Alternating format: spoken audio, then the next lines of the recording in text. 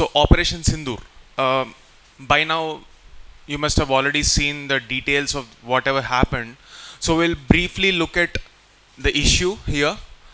We discussed about the need for a counter-terrorism strategy, and as a part of that counter-terrorism strategy, deterrence is one aspect we have discussed. The other day we were discussing about the article written by Suhasini Haidar, and in that we were talking about deterrence as one important point.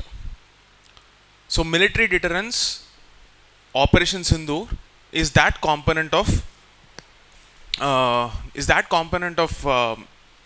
the deterrence part, where we are attacking the terror bases. So what exactly is Operation Sindoor? Let's understand. So if you see the official statement of the Ministry of Defense, they said that they're targeting the terror camps in Pakistan in retaliation to the attacks that happened in Pahalgam. So this is point number one. Now let's take a look at this map. We are targeting as many as 9 sites as a part of this. So you need to know the importance of this LOC, and this is the Pakistan occupied Kashmir. Did we breach the airspace of Pakistan? No. Our fighter jets went till the border and from there attacked here. We did not breach the airspace of Pakistan, and therefore we did not, in a way, attack. So this is a measured activity that is done by the armed forces of our country. And is this justified? Yes, under Article 51 of the UN Charter, this is justified. There are other places like Bahawalpur, Kotli, Muzaffarabad. So if you take a look at these places have actually been the sites of terror camp. This one especially, Jaish-e-Mohammed, Lashkar-e-Taiba, these are the terrorist organizations which have been perpetuating attacks on India from many decades. So we wanted to wipe this off. So what are the keywords used by the Ministry of Defense? Firstly, it is non-escalatory in nature. That is, we are not trying to attack the civilians. We are only targeting the terrorist camps. We are not even looking at the military camps, because that would escalate into a full-blown war. That's not what we are seeking here. And given the fact that it is happening at 1:44 a.m., PIB came up with a disclosure that it launched this, news was placed in PIB somewhere around 1:57 a.m. Okay? So the fact that we are using that time, we are not trying to gain attention. We are just doing the specific job of attacking the terrorist sites. Now, what is the diplomatic outreach? See, we were talking about how Pakistan will use its leverage as a victim, right? So it is important to have a diplomatic outreach. We discussed this point the other day. So we briefed our national security advisor. Do you know who is our national security advisor? Ajit Doval. He briefed the counterpart of US and told that this measure that was taken was only meant as a counter-terrorism strategy. We informed Russia, United Kingdom, and also many nations in the Middle East, because we didn't want to escalate the tension. Now, you know the Pahalgam attack. I am not going to discuss what this is. So the military response. We spoke about a triaxial architecture, and within the retaliation, we spoke about the need for a all the armed forces, whether it is Army, Navy or Air Force, we needed a coordination. And that's exactly what happened in this Operation Sindoor. Next up, what is the historic significance? This is the first time since 1971 that a tri-service approach has been adopted for any operation. What happened in 1971? What was the context of this India-Pakistan war? liberation of Bangladesh, which was then called East Pakistan. Okay, so this precision targeting of terror infrastructure is the characteristic feature which will be communicating a clear message that we have a anti-terror stance. India is an advocate of terrorism as a global problem. The fact that we do not have a single UN convention which clearly defines terror. The word terrorism does not have a clear legal definition in international law.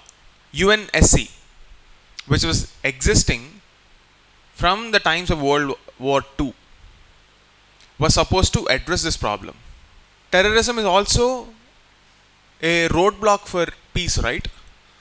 But the fact that we don't have a UN level convention, that is, we don't have a consensus, we don't have an agreement that terrorism is a problem, because the conflict is one man's terrorist is another's freedom fighter. But that's not a justification, because once you agree that a weaponized approach to negotiate what you want, two parties cannot talk with weapons. That's not how you arrive at a consensus to deal with peace. And yet there is no convention on terrorism. India wants to use this opportunity to tell the world that we are against the idea of terrorism and we need a consensus on terrorism. And that's why diplomatic outreach is extremely important. So, what are the sites? This is one of the most important sites, Murid K. You might get mapping based questions next year. Probably not this time, maybe next year. So all these places, Muzaffarabad, Kotli, Murid Ke, Bhavalpur, Sialkot, all these places, whether they are in Pakistan or Pakistan occupied Kashmir, they will become important in your mapping. Conflict zones, those conflict zones are always asked in prelims examination, whether they are in Africa, whether they are in Middle East or Europe. The places in news are extremely important. Have a look at this map. Okay.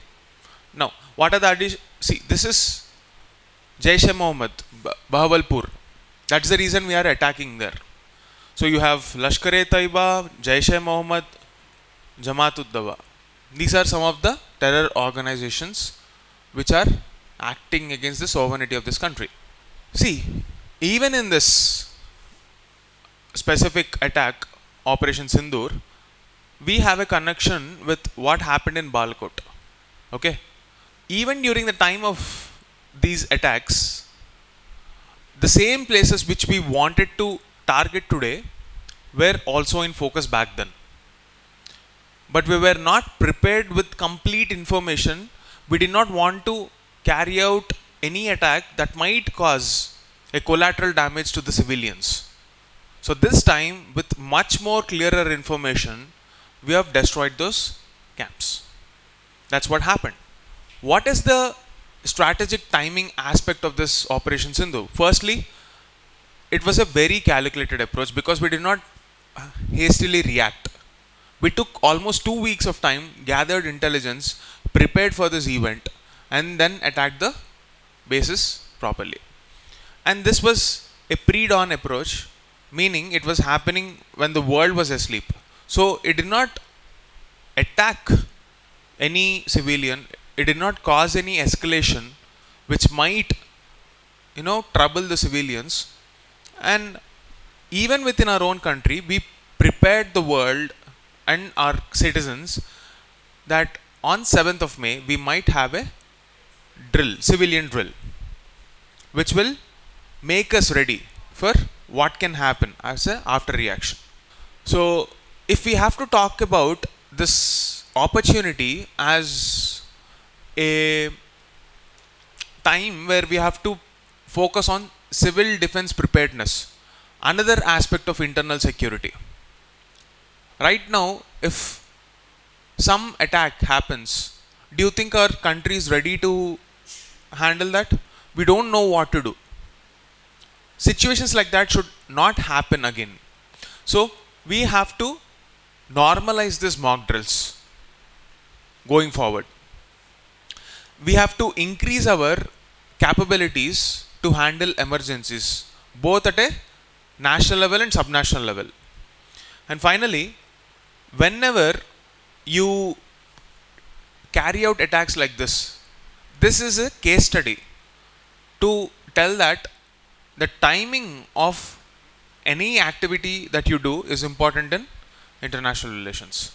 We could have carried out this attack much before as well, but that would have portrayed an image that India is an aggressor. Now that is not the case. See, this is basically a summary of whatever we discussed. What is Pakistan's response? See, firstly, they portrayed this as an act of war. And as of 6 a.m., there was a report which said that the official stance of Pakistan is that they consider this as an act of war and they're ready to act as they wish, as they want. Good luck with that. So, they failed to take the actions against the perpetrators. Their air defense mechanisms failed. And as per the early reports on Twitter, that is X, we have had instances where Mossad, which is the Israeli intelligence, they are portraying, or they're actually reporting that Pakistani media channels are claiming that they attacked Kashmir and there's a lot of damage happening to the Indian military sites. But India did not acknowledge anything like that. So we are yet to see the developments and how this events will unfold. This is the situation as of now, 6 hours after the event is happening. What are the global implications we need to see? Firstly, it gives us an international credibility because we informed the major forces which can influence the decisions on this issue of terrorism. So this also focuses on maintaining the regional stability. It should not disturb our relations with Bangladesh, which has recently undergone a regime change. You have an acting head of the state there because the Prime Minister has fled the country. Then we are setting an agenda on counter-terrorism, the importance of counter-terrorism and how it should become a norm across the world.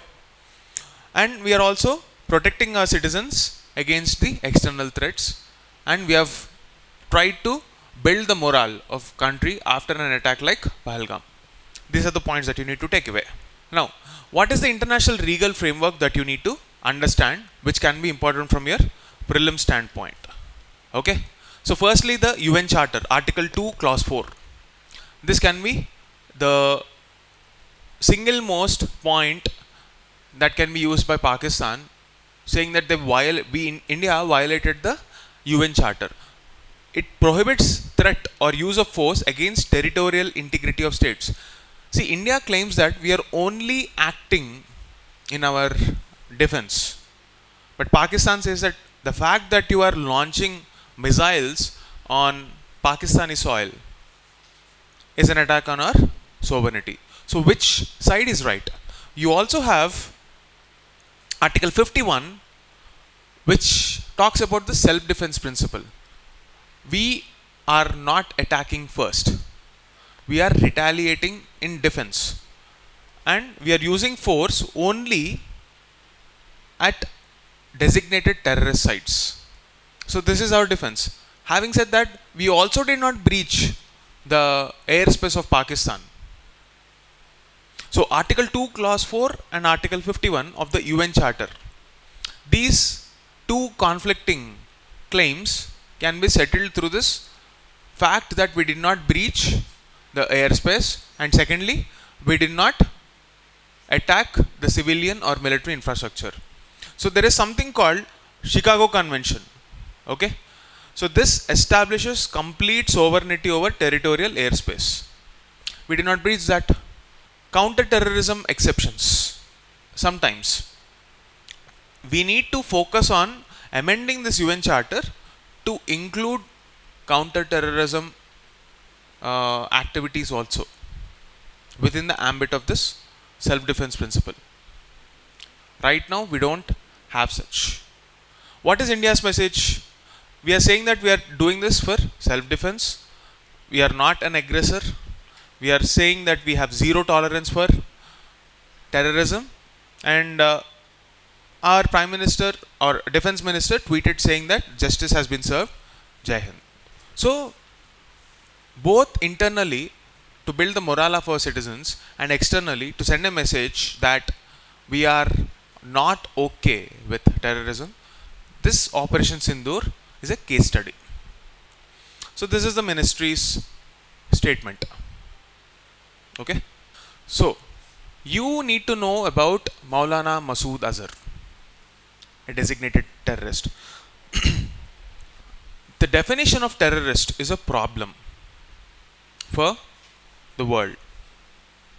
China has been one of the advocate against this global convention on terrorism because they fear that they might lose their strategic advantage, especially with respect to their one belt one road or belt and road initiative, which is like the, do you know what this is? Belt and road initiative. It's like China's strategy to build infrastructure that connects China to the rest of the world, either through road, or they are extending this idea maybe through naval passages to sea routes. Basically, whatever connects China to the rest of the world, they're using this economic diplomacy tool as a leverage to maintain control over different countries. Okay? And Pakistan is one partner in this initiative of China where they are controlling access to infrastructure. China-Pakistan economic corridor, which passes through the Pakistan occupied Kashmir region. That can also be a problem if Pakistan doesn't get China's support. It would be easier for India to handle this issue. So today we took a direct action because we attacked the sites where this person is alleged to reside. We also discussed the no money. Can anyone tell me? No money for terror financing. The conference that we handled to address the issue of terror financing.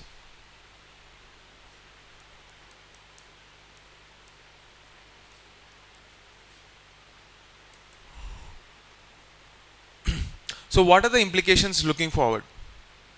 The issue just started. It's difficult to predict how this will pan out, but what is the ideal outcome that we should be focusing on? Firstly, we should ensure that this retaliation will not escalate into a full-blown war. We have to increase our vigilance on our borders within the country also, and then we have to widen our diplomatic channels to contain the posture. Bad positioning of India's activities should be stopped. And then the long-term strategy should obviously be about counter-terrorism strategy. So this article or this discussion, this is not an article per se because we don't have a newspaper article yet. Okay. So this is just a developing news. A few hours has passed on. So we are just trying to understand the situation here.